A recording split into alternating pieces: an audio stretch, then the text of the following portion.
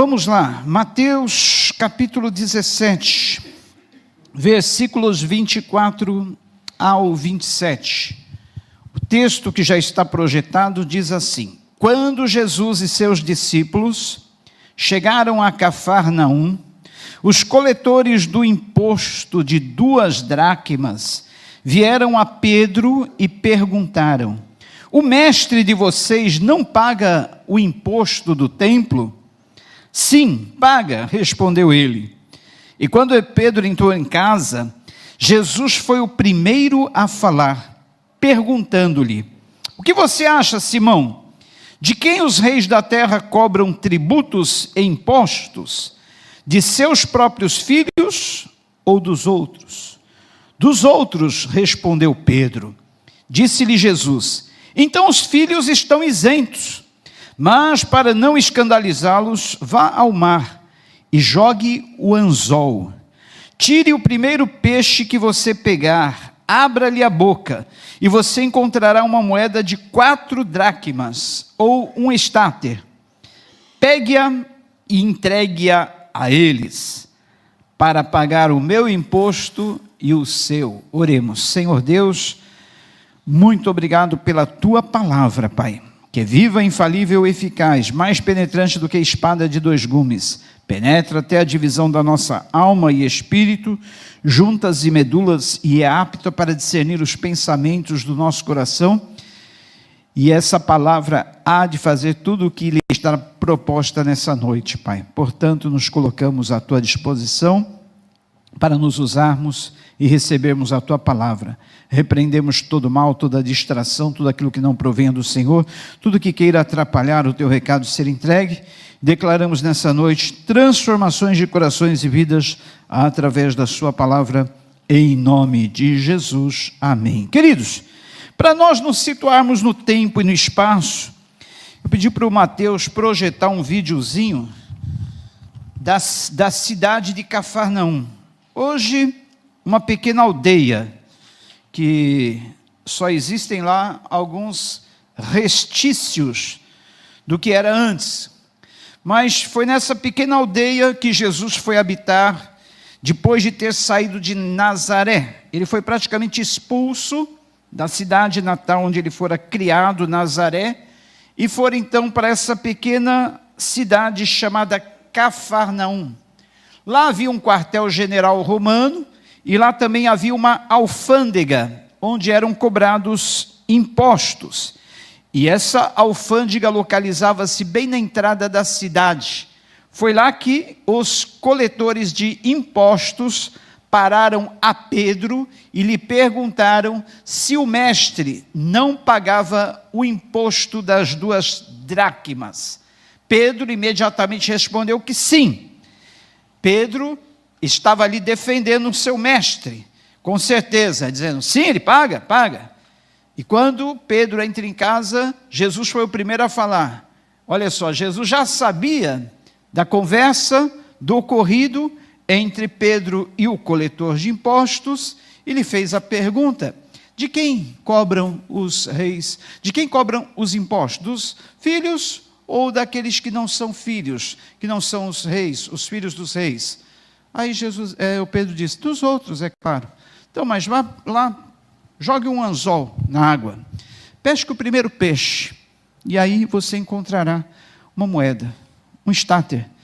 Paga o imposto por mim e por você.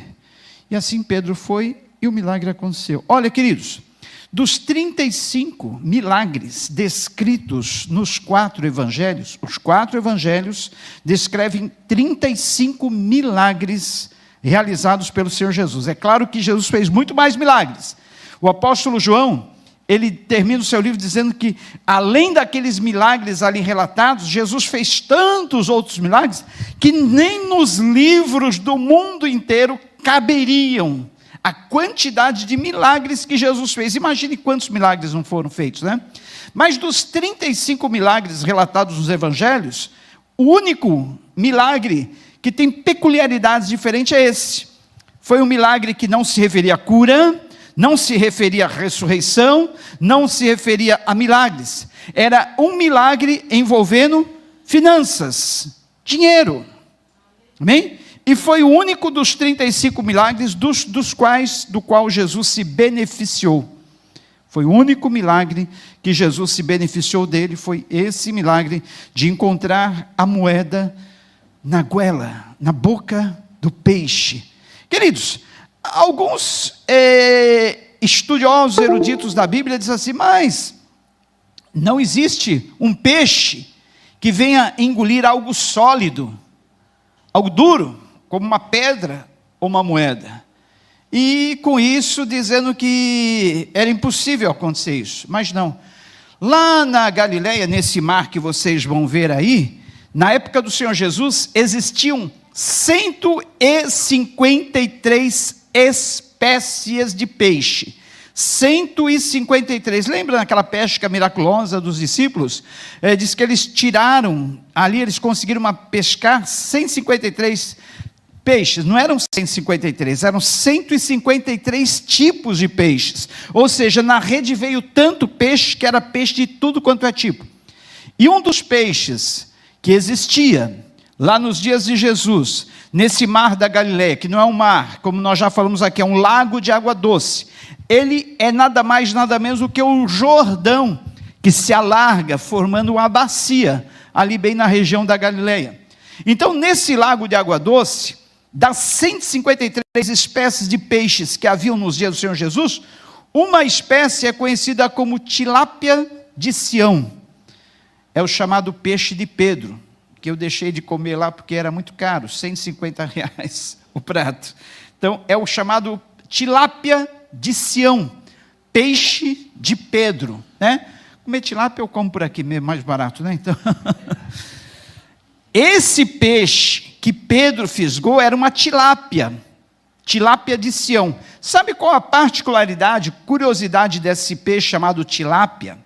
É um peixe que tem uma boca grande, e quando ele gera filhotes, ele conserva os filhotes na boca, até eles irem crescendo, e a mãe tilápia vai soltando os peixinhos um a um na água, à medida que eles vão sendo grandes, e já podem escapar dos predadores, e quando ela deixa o último filhote escapar da sua boca, sabe o que ela faz? Olha só, ela enche a boca de pedrinhas, de seixos, que ela encontra ali no fundo do lago, chamado Lago da Galileia. Ela põe pedrinhas na boca, para ocupar o espaço que antes era ocupado pelos seus filhotes. Olha só, e numa dessas, talvez, esse peixe tilápia, tentando encontrar alguma pedrinha para colocar na boca, colocou uma moeda, que algum pescador desavisado deixou cair ali no mar, enquanto ele pescava. E essa moeda foi exatamente o valor que Jesus precisava para pagar, não só o seu imposto das 2 dracmas, como também de Pedro. Para os irmãos terem uma ideia, essa moeda era chamada estáter, e ela valia exatamente 4 dracmas, ou 2 didracmas. A dracma era uma moeda do Império Grego, e o denário era a moeda do Império Romano. Então, no Império Romano, um denário equivalia a 1 dia de trabalho do trabalhador braçal. A dracma também valia 1 dia de trabalho de um trabalhador da lavoura, um trabalhador braçal. Então, queridos, o milagre ocorrido supriu as 2 dracmas do imposto de Jesus, as 2 dracmas do imposto de Pedro, e ainda sobrou uma dracma, porque um estáter correspondia a 5 dracmas. Então, Pedro pagou o imposto de Jesus, pagou o imposto dele, ainda sobrou uma dracma. Coisa linda de Jesus. Por quê? Os milagres de Jesus são sempre para sobejar. Na multiplicação de pães, quantos cestos sobraram? 12 cestos cheios. Na multiplicação do azeite da viúva, quanto azeite sobrou? Azeite suficiente para ela garantir uma aposentadoria vitalícia para ela. Olha só que coisa linda, né? É assim que o milagre da provisão de Jesus vai acontecer na tua vida. para sobejar, para sobejar. Detalhe, queridos, esse imposto de 2 dracmas, equivalente a 2 dias de trabalho de um trabalhador braçal, que todos os judeus de 20 anos para cima deveriam pagar ao templo, por utilizar o templo, por usufruir do templo, para a conservação do templo, manutenção do templo, foram instituídas pela lei de Moisés. Não era um imposto romano, era um imposto introduzido pela lei de Moisés. E detalhe, Jesus não deveria pagar aquele imposto. Jesus era isento daquele imposto. Por quê? Jesus era da família de Davi. Jesus não era descendente de Davi? E o que Davi ganhou quando ele foi guerrear contra o gigante, Golias? Saul prometeu a sua filha em casamento e isenção de impostos, não só para aquele que derrotasse o gigante, mas para toda a sua descendência, para toda a casa dele. Então Jesus, como sendo da descendência de Davi, ele não devia pagar imposto. Ele era isento, porque ele era descendente de Davi. Mas Jesus, como um bom cidadão, ele disse a Pedro: Pedro, vai lá no mar, pesca um peixe, Pedro. Primeiro, Pedro, você está acostumado a pescar de rede, né? Mas dessa vez você vai lançar o anzol. Olha a obediência de Pedro, gente. Pedro, sendo um pescador experiente, dono de um interposto de pesca, ele tinha esse negócio de pesca com seu irmão, e ele era experiente, estava acostumado a pegar muito peixe. Ele podia retrucar, redarguir e dizer: mas mestre, não é mais fácil ir lá com a rede? Porque ele ainda tinha as redes, ele ainda tinha o barco. Porque lembra, quando Jesus morreu, e antes de os seus discípulos o verem ressuscitado, Pedro falou: eu vou pescar. Ele foi lá, pegou o barco dele que estava guardado e voltou à pesca. Então, nessa ocasião, ele tinha o barco, ele tinha a rede. Ele podia retrucar com o mestre e dizer assim: mestre, para quê ir lá no mar com anzolzinho, quando eu posso pegar uma rede, dessa rede puxar muitos peixes, vender esses peixes, a gente paga o imposto. Mas não, Jesus queria realizar um milagre que glorificasse o nome dele, ou seja, realizar o milagre do improvável. É assim que Jesus faz na nossa vida. Ele realiza milagres do improvável, daquilo que ninguém imagina. De onde ninguém imagina que vai sair algo, é dali que sai, através de Jesus, através do milagre de Jesus. Falou: lança o anzol, Pedro. Primeiro peixe que você fisgar, puxa ele, porque é lá que vai estar a moeda, que você vai pagar o meu imposto, o seu imposto, ainda vai sobejar, Pedro. Duvida? Vai lá, Pedro. E Pedro, é claro, sabendo que toda a ordem que nós obedecemos de Jesus dá resultado, foi e fisgou. Olha, gente, quando Jesus te der uma ordem, vai e faça, porque vai dar resultado, vai dar certo, não tem como dar erro, não tem como não dar, dá certo. Obedeça às ordens do Senhor Jesus em tudo o que Ele mandar. Amém, queridos? É assim que o milagre acontece. A obediência traz bênçãos para a nossa vida, a obediência sempre gera bons resultados. Quando Jesus te mandar fazer, faça, porque o milagre irá acontecer. Amém? Olha só, queridos, imagine Pedro chegando na beira daquele grande lago com anzolzinho. Alguém poderia olhar para ele e dizer: eita, Pedro, que decadência, hein? Você já pescou de barco, você já pescou de rede, a gente já viu você aí como empresário da pesca, e agora você está só no anzolzinho. Pedro, que decadência, hein? Também foi seguir esse Raboni da Galileia, Pedro. Mas eles não sabiam, né?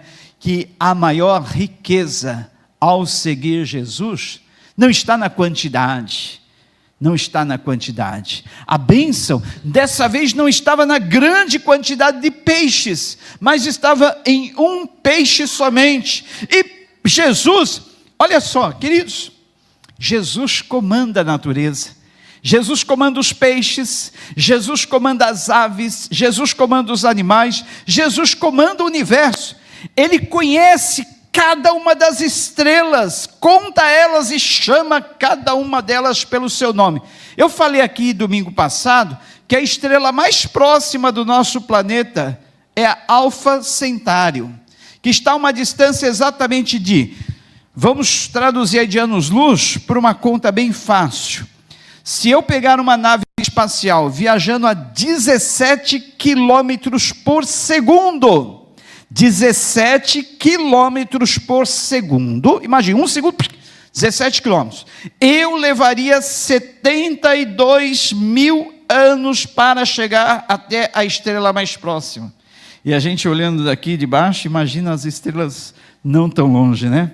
Mas elas são imensas, querido, imensas. Por isso que elas ficam pequenininhas. É por causa da distância que elas estão de nós. Agora imagine, queridos, numa noite de céu estrelado, você olhando toda essa imensidão de estrelas. Qual o tamanho desse universo? Jesus. Não dá nem para imaginar o tamanho desse universo. E não dá nem para imaginar a quantidade de estrelas. E Jesus conhece a cada uma delas e chama cada uma delas pelo seu nome. Olha só, gente. E se ele conhece as estrelas e chama cada uma delas pelo seu nome, imagine se ele não conhece você. Ele conhece a tua vida, Ele sabe os teus problemas, Ele sabe as tuas dificuldades, Ele sabe as tuas angústias, Ele sabe as tuas incertezas, Ele sabe da sua ansiedade, Ele conhece cada dilema teu, Ele conhece. E conhece os peixes, Ele conhece os peixes, as aves, os bichos, Ele conhece muito mais a nós. Imagine, Jesus sabia onde estava o peixe que havia engolido aquela moeda, que estava entalado. Jesus deu ordem para ele se posicionar exatamente no lugar em que Pedro iria lançar o anzol. Olha só que maravilha, queridos. Jesus conhece o nosso interior. Jesus sabe o que está entalado lá dentro. Jesus sabe o que está nos sufocando lá dentro. Jesus sabe tudo que nós engolimos, não é verdade? Quanta coisa você engole, né? E quanta coisa fica entalado lá dentro. Mas Jesus, assim como conheceu o problema daquele peixe, Ele conhece o teu problema, Ele conhece a tua dificuldade, Ele conhece as tuas angústias, Ele conhece tudo que está entalado aí dentro, Ele conhece tudo aquilo que você engoliu, desaforos, desafetos, desprezo, sabe, aquelas coisas que te deu uma vontade de chorar e que você não conseguiu chorar, te deu aquele nó na garganta e você engoliu. Jesus conhece. E nessa noite, assim como Ele desentalou aquele peixe, Ele vai desentalar isso da tua vida. Ele vai tirar, Ele vai arrancar de você. Isso é se você crê que Jesus nessa noite vai tirar tudo aquilo que está entalando você, tudo aquilo que está sufocando, tudo aquilo que está te prendendo, tudo aquilo que está incomodando, tudo aquilo que está sendo nocivo para a tua vida. Ele conhece os peixes, Ele conhece muito mais a você. Ele sabe da tua vida, Ele sabe tudo que você passou, tudo que você tem passado até aqui, e Ele quer realizar esse milagre na tua vida. Ele quer tirar isso da sua garganta, Ele quer tirar isso aí que está te atrapalhando, até mesmo de você progredir em outras áreas, até mesmo de você crescer, até mesmo de você desenvolver, porque isso está gerando muitas vezes em você uma mágoa, um ressentimento, uma falta de perdão. Jesus não quer isso para você. Se Jesus se preocupou em desentalar aquele peixinho, imagine quando Ele não está preocupado em desentalar você, tirar esse nó da sua garganta, isso que está te incomodando, isso que está te prendendo o louvor. Você não consegue muitas vezes louvar, porque isso aí está te prendendo, está te incomodando. Você não consegue perdoar, que isso aí está te bloqueando. Isso aí está fazendo mal para você. Deixe Jesus, o mestre, o Raboni da Galileia, realizar esse milagre na tua vida nessa noite. Deixe Ele fazer, deixe Ele fazer. Submeta-se a Ele, fala: Senhor, aqui estou eu. Eu sei que Tu queres o melhor para mim. Eu sei que Tu não quer me ver assim. Eu sei que Tu quer me ver livre. Eu me submeto a Ti, Senhor, para que Tu realize essa operação em mim. Eu costumo dizer que Jesus une útil ao útil, agradável ao agradável. Ele une tudo, Ele realiza 2 milagres em um, 3 milagres em um, 4 milagres em um. Ele faz tudo perfeito, as obras dele são perfeitas, não é mesmo? E lá naquele dia, Ele realizou o milagre da provisão, fazendo com que da boca do peixe viesse o dinheiro, E ao mesmo tempo ele realizou um milagre na vida daquele peixe, desentalando, desimpedindo, tirando tudo aquilo que estava incomodando a vida daquele peixinho. Olha só que maravilha, que Deus maravilhoso é esse? Esse é o Deus que nós servimos, não há outro igual. Ele é perfeito em todas as suas obras, Ele é maravilhoso, e você nesta noite tem o privilégio de servir a esse Deus, porque Ele não merece a nossa devoção, a nossa adoração, o nosso esforço de sairmos de casa num dia frio, de virmos adorá-lo, prestar esse culto, esse sacrifício de louvor, mesmo em meio à garoa, debaixo de chuva. Por que Ele não merece? Né? Ele não te dá todas as coisas? Ele não te dá? Como nós falamos domingo, e se Ele te negasse a respiração de um momento para outro? Morreríamos. Mas Ele nos dá o ar, nos dá a vida. Ele te deu pernas em bom estado, perfeitas para você estar aqui hoje. Ele te deu movimentos no corpo, circulação. Ele te dá saúde. Louvemos a Ele, porque Ele é bom. Se Ele tira isso da gente de um momento para outro, nós perdemos tudo. Nós não temos movimento, nós não temos vida. E Ele nos conserva em vida. Sabe para quê? Para que venhamos adorá-lo, para que venhamos desfrutá-lo, para que venhamos dele gozar, para que venhamos dele ter vida, para que venhamos dar e receber, dar louvor e receber vida, tudo aquilo que Ele tem para dar. Você já agradeceu a Deus hoje, pelo privilégio de estar vivo, viva? Você já agradeceu a Deus hoje, porque você hoje já comeu pelo menos uma refeição? Se alguém não comeu nenhuma refeição hoje, fala comigo que a cantina depois do culto vai estar aí, a cantina das irmãs, não é mesmo? Então, aí ó, então uma ótima oportunidade. Fala com o meu pastor, não comi nada hoje, mas eu acredito que todos já comeram, não é verdade? Porque Deus é bom, a misericórdia dele dura para sempre, o seu amor é de geração em geração. Ele não deixa ninguém passar necessidade, nenhum dos seus filhos sem o pão. Ele é o Deus provedor. E através desse milagre realizado, que Pedro encontrou a moeda, o estáter, valendo 2 dracmas, e mais um troco de 1 dracma, na boca do peixe, mostra que Deus tem toda provisão para a nossa vida. Do que você está precisando? Lance o anzol. Lançar o anzol significa um ato de fé, queridos, é fé. Lançar o anzol significa ato de fé. Repare, queridos, que em todos os milagres que Deus opera, em todos os milagres que Jesus realiza, Ele requer uma ação do homem, uma ação. Às vezes basta somente crer, mas às vezes Ele requer alguma ação mais. Vocês lembram? Quando Ele curou o cego, Ele fez lodo com a saliva dele na terra, untou os olhos do cego, e o que o cego teve que fazer? Se lavar no tanque de Siloé. Amém? O cego Bartimeu, sentado à beira do caminho, quando Jesus ia passando por Jericó, o que o cego teve que fazer? Clamar, se levantar, vir para o meio, lançar de si a capa. Olha só, cada milagre requer de nós uma ação. Deus quer abrir as portas para você, mas você o que tem que fazer? Sair, levantar da cama, entregar currículos, ir bater nas portas, fazer a sua parte. Daí vem o milagre. Deus quer nos abençoar, mas nós temos que entrar com a fé. Lembre-se, todo milagre de Jesus requer de nós algo.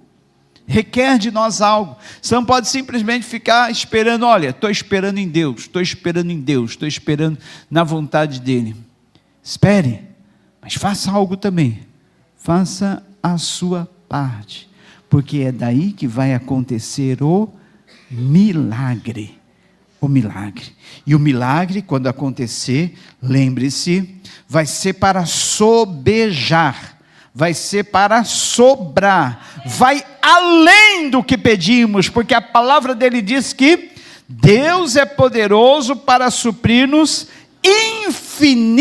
olha essa palavra, infinitamente mais do que tudo quanto pedimos ou pensamos, segundo o propósito da sua vontade.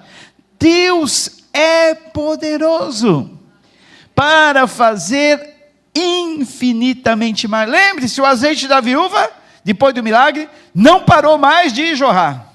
Não parou. Os 5 pães e 2 peixes alimentaram 5.000, e mais de 5.000, porque 5.000 eram somente os homens, sem contar mulheres e crianças. Alimentou toda aquela multidão, e o que sobrou? 12 cestos cheios. 12 cestos. Queridos, o milagre de Jesus é para sobejar, sem miséria. É isso que ele vai fazer na tua vida, tá? Se esse milagre seu veio em conta-gotas, ainda não é o milagre de Deus não, tá? Que o milagre dele não vem em conta-gotinhas não, ele vem para sobejar, vem para sobrar, vem para transbordar. Não é isso que ele promete? Uma medida recalcada, sacudida, transbordante. Recalcado é quando você pega um cesto, você enche ele de pedra, recalca, e parece que não vai caber mais, mas você recalca e cabe mais um pouco, aí você sacode e cabe mais um pouco, e aí depois transborda. Essa é a bênção de Deus. Mas vamos lá, vamos ver esse vídeo. Praticamente na introdução já dei o sermão todo, mas vamos lá.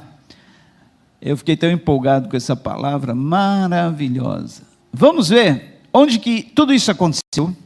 É uns 10 minutos esse vídeo. Vamos conhecer Cafarnaum, a entrada da cidade, que hoje é uma aldeiazinha, somente com alguns restícios do que era antes, mas era um grande centro cosmopolita. Lá viviam pessoas de diversas nacionalidades. Como eu falei, lá havia um QG, um quartel-general romano. Lá havia um posto da alfândega. Por falar em posto da alfândega, vocês sabiam que dos 4 evangelhos, o único que narra esse milagre é Mateus? Por quê, né? Na nossa escola de preparação ministerial, que vai começar agora em agosto, tá?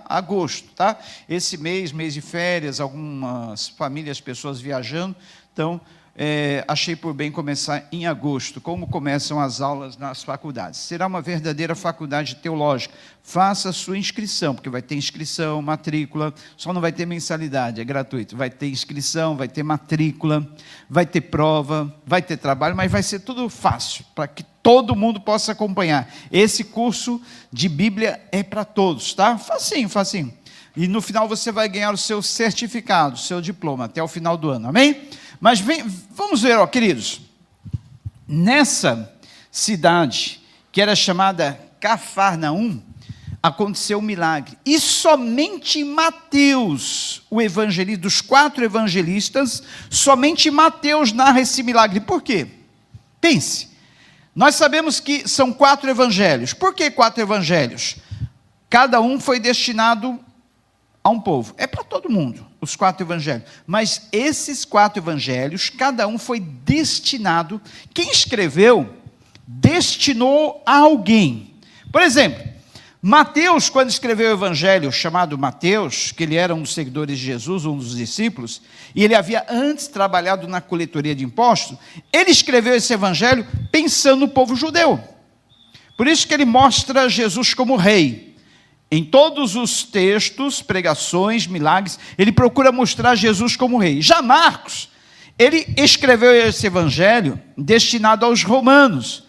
É um evangelho de capítulos curtos. É um evangelho de ação. Sempre começa um capítulo dizendo, então, dali Jesus foi para, e Jesus foi para. É cheio de ação, porque o povo romano era um povo de ação, um povo de conquista, um povo guerreiro. Aí, Lucas, que era médico, não era um dos seguidores de Jesus, acompanhava os acontecimentos envolvendo Jesus, mas ele não era um dos 12 discípulos, era um médico. Ele escreve este evangelho destinado aos gregos, e ele narra com mais precisão os episódios de cura, melhor do que qualquer um dos outros 3, porque ele conhecia a medicina a fundo, melhor que os outros 3. Já João, ele procura escrever um evangelho universal, para todos os povos. Ele não estava pensando num povo específico. Então, desses 4 evangelhos, 3 são chamados sinóticos, ou semelhantes. Sinóticos quer dizer, olham na mesma direção, são semelhantes. Então, dos 4 evangelhos, Mateus, Marcos e Lucas são chamados evangelhos sinóticos. Só que de todos esses 4 evangelhos, só Mateus relata esse milagre da moeda na boca do peixe. Os outros 2 evangelhos que são sinóticos, que são os de Marcos e Lucas, poderiam ter relatado também esse milagre, mas por que não relataram? Talvez porque esse assunto de imposto interessava mais a Mateus, por ele ter sido, antes de ser discípulo de Jesus, um trabalhador na coletoria de impostos. Então ele achou aquele episódio interessante, Pedro passando, os coletores de impostos parando Pedro, e dizendo: e aí, Pedro, o mestre de vocês não paga o imposto das 2 dracmas, não? Pedro, com certeza para defender Jesus, paga sim. Pedro nem sabia, mas já disse, paga sim. Quem conhece a Jesus, né, tem autoridade para falar no nome dele. E Pedro falou por Jesus, dizendo, paga sim. E ao entrar em casa, Jesus já se antecipou, dizendo, e aí, Pedro, de quem devem ser cobrados os impostos, Pedro? Jesus já sabia o que havia acontecido antes de Pedro chegar ali. E Jesus já também conhece, sabe, o que aconteceu com você hoje, antes de você chegar aqui. Jesus sabe o que aconteceu com você esta semana. Jesus sabe tudo da sua vida. E Ele quer realizar, operar o grande milagre na tua vida. Hoje, Ele vai tirar isso que está aí, olha, no fundo da sua garganta, que está te sufocando. Submeta-se à ação do Senhor. Então vamos ver a entrada lá da Galileia, aliás, de Cafarnaum. O que tem lá em Cafarnaum hoje? Procurei filmar tudo que eu vi lá. Tem inclusive o local onde comprovadamente foi a casa de Pedro, onde Jesus muitas vezes ali pernoitou, repousou, morou por algum tempo. Casa de Pedro, onde Jesus curou a sogra de Pedro, fez milagres ali, curou muitos doentes, enfermos. Vocês vão ver o lago da Galileia, onde Pedro lançou o anzol, onde milagres aconteceram, pescas maravilhosas. Gente, é indizível a emoção de estar ali. Eu quero que vocês estejam comigo lá, o ano que vem. Estão orando por isso? Ore e lembre-se, o milagre depende de uma ação. Qual é a ação? Fazer a sua inscrição. E pela fé dizer, olha, eu estou fazendo minha inscrição, pastor. O dinheiro é Deus que vai dar. E pode ter certeza. Vamos lá então? Mateus, pode clicar aí no play.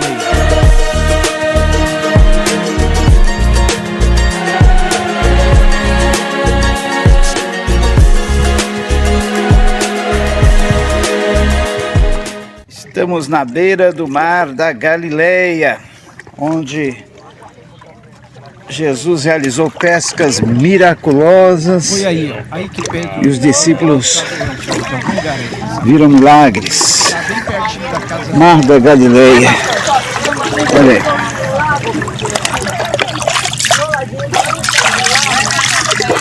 Privilégio, hein? Poder tocar aqui no Mar da Galileia, onde Jesus também andou por cima dessas águas. Olha só.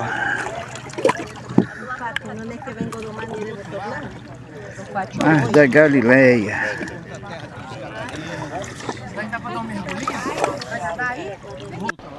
Hoje nós vamos conhecer a cidade de Cafarnaum. Cafarnaum, localizada na margem norte do Mar da Galileia, foi o centro do ministério de Jesus na Galileia. Foi um importante e próspero centro de pesca e comércio, onde moravam tanto gentios quanto judeus. A população do primeiro século talvez nunca tenha passado de 1.000 pessoas. Cafarnaum estava situada no entroncamento de importantes rotas comerciais, cercadas de terras férteis. Soldados romanos construíram casas de banho e armazéns ali.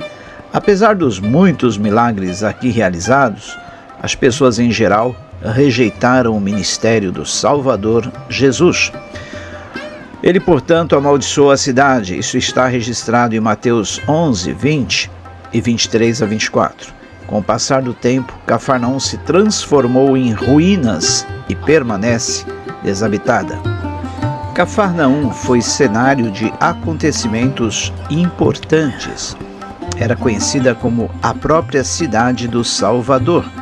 Ele operou muitos milagres nesse lugar. Por exemplo, curou muitas pessoas, inclusive o servo de um centurião, a sogra de Pedro, o paralítico cujo leito foi baixado através do telhado e o homem com a mão mirrada.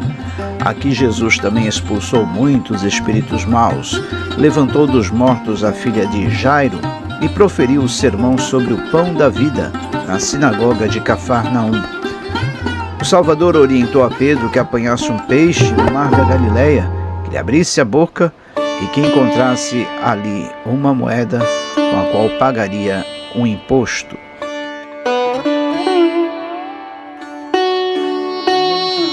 Vamos adentrar então em Cafarnaum, a cidade de Jesus, e ficarmos maravilhados com o que ali encontraremos. Por muitos e muitos séculos, a cidade de Jesus ficou escondida sob as paisagens áridas às margens do Mar da Galileia, onde antes passava a famosa Via Maris, que conectava o Egito ao Líbano na antiguidade.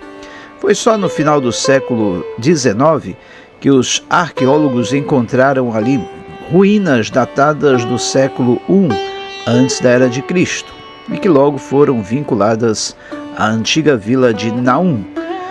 Exatamente o que quer dizer Cafarnaum, Vila de Naum, onde Jesus fez ali o seu quartel-general e operou muitos milagres. Jesus viveu nessa cidade a maior parte do seu ministério. A antiga cidade ajuda a traçar um cenário realista de como era a vida há mais de 2000 anos, quando o Oriente Médio era considerado o centro do planeta e os romanos é quem davam as cartas por todo o mundo conhecido. Esta pequena comunidade de pescadores desempenhou um papel importante no ministério de Cristo. Vemos Cafarnaum mencionada 19 vezes ao longo dos evangelhos.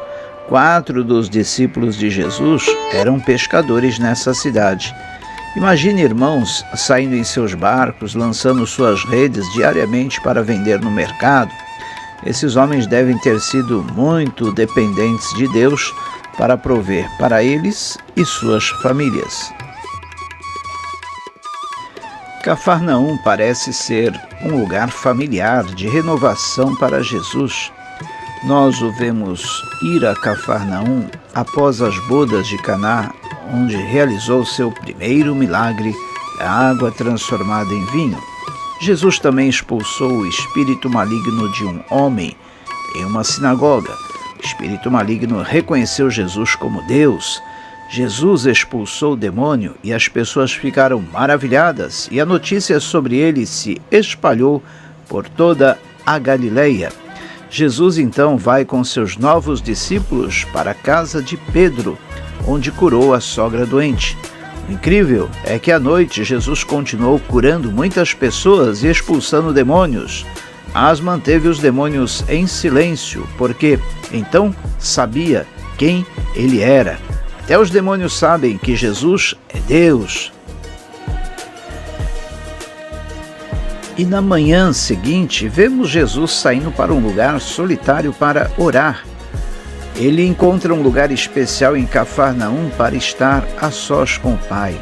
Imagino como é ir a um lugar familiar e descansar. Será que Cafarnaum era um lugar especial para Jesus descansar e ficar sozinho com o Pai? Que cenário pacífico para estar perto do mar da Galileia, conectando-se com Deus.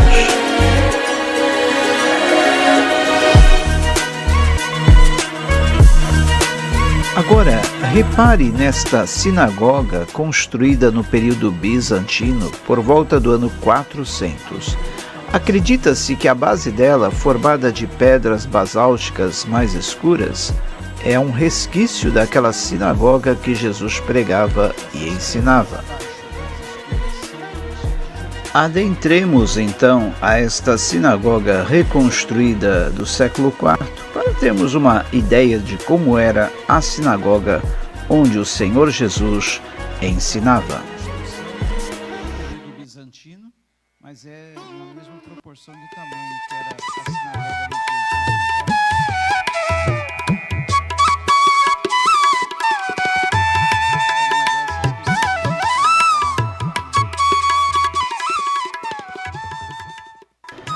Aqui nesta parte exterior, ao lado da sinagoga, nós temos os resquícios daquilo que era uma escola rabínica nos primeiros séculos.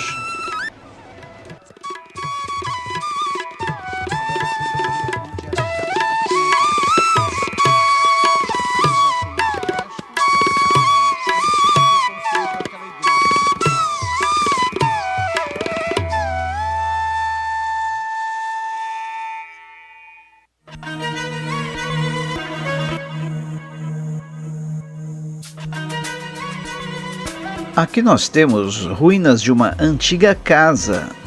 Aqui, arqueólogos acreditam que Pedro morou e Jesus ficou hospedado também. Existem fortes evidências para isso. Em cima das ruínas desta casa foi construída uma igreja no período bizantino e reconstruída a tempos mais recentes.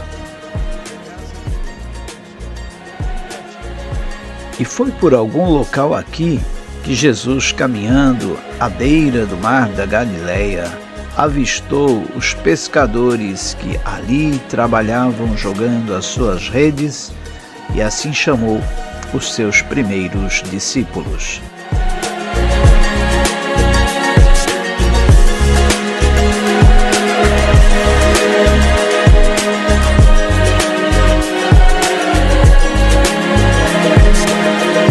Pescadores de homens.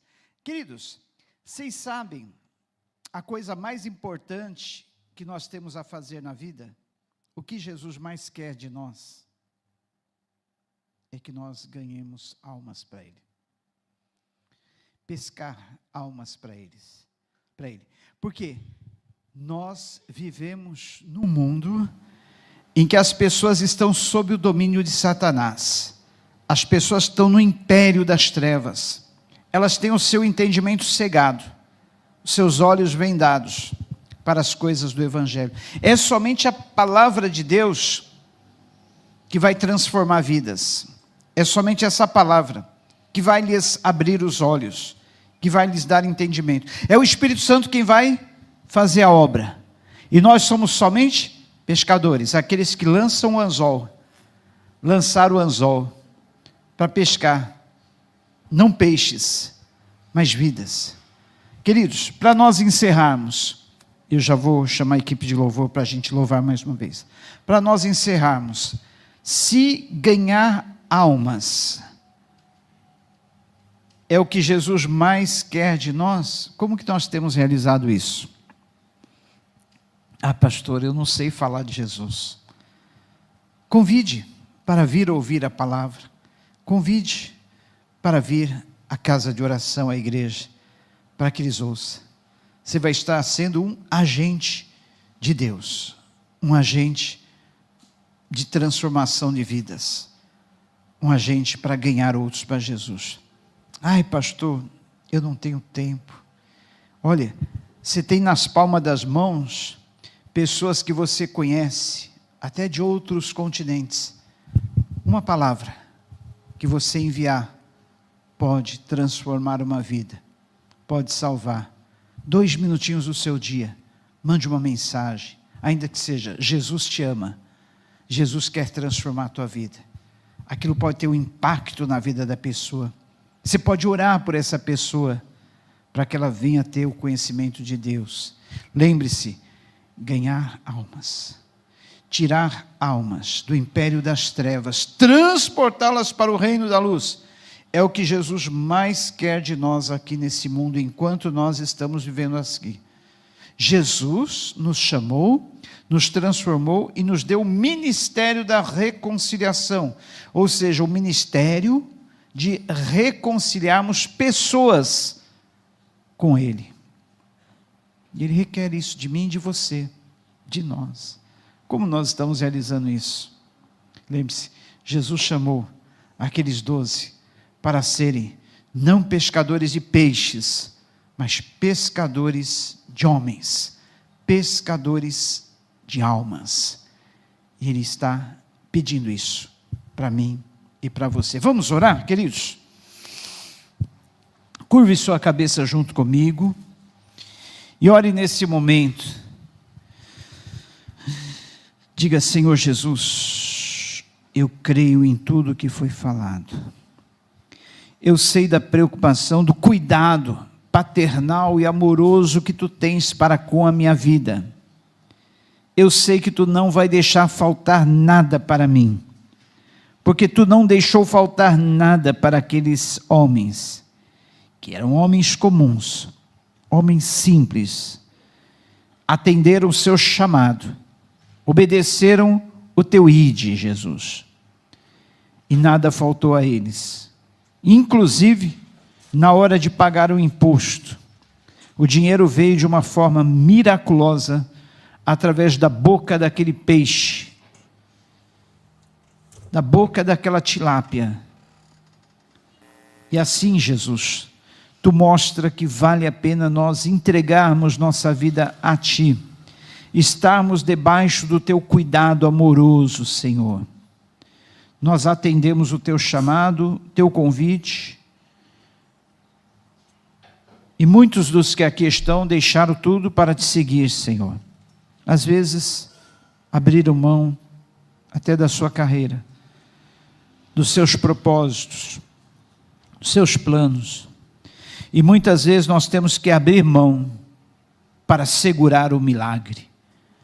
Abra mão daquilo que está te atrapalhando em servir ao Senhor, para você segurar o seu milagre. Abra mão para segurar o milagre, e você verá grandes coisas acontecerem na tua vida, e todos esses milagres terão um propósito: mostrar a grandeza desse Deus, mostrar como esse Deus é maravilhoso, como esse Deus faz coisas grandiosas. Confie nele, entrega os teus cuidados ao Senhor, entrega o teu caminho ao Senhor, entrega o teu caminho ao Senhor, e o mais Ele tudo fará.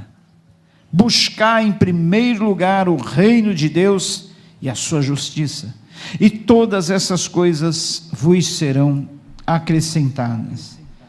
Aquele que disse ser o nosso pastor e que nada nos faltaria, Ele prometeu também estar conosco todos os dias até a consumação dos séculos.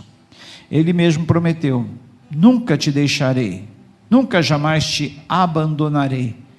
Ele é o nosso Emanuel, o nosso Deus conosco, o Deus que está presente em todas as nossas dificuldades, em todas as nossas adversidades, o Deus que prometeu nunca nos deixar. A Ele nesta noite seja a glória, a honra, o louvor, soberania, sabedoria, ações de graças pelos séculos dos séculos. A Ele nós louvaremos eternamente, porque Ele nos deu vida em seu nome, nos deu a vida eterna, o dom da vida, para desfrutarmos dEle, para louvarmos a Ele, adorarmos a Ele, E é isso que nós vamos fazer agora. Adorar o nosso Criador, adorar o nosso grande Rei,